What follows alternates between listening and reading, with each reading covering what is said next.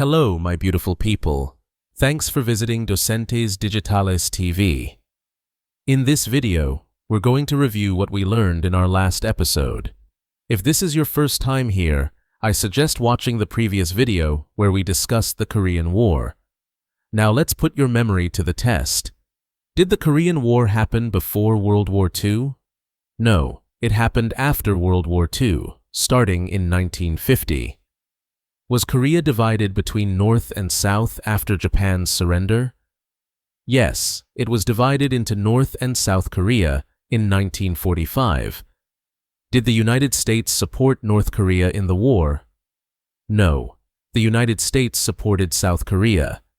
Did the U.S. fight to stop the spread of communism? Yes, that was one of the main reasons for U.S. involvement. Did the Korean War last only 1 year? No, it lasted from 1950 to 1953. Was the Korean War a part of the Cold War? Yes, it was a major event in the Cold War era. Did the war end with a peace treaty? No, it ended with an armistice, not a peace treaty.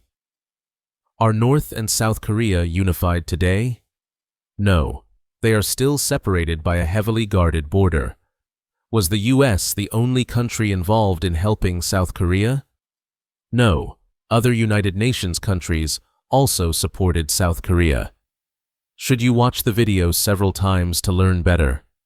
Yes, repetition helps improve your vocabulary and listening skills. Thank you again for joining us.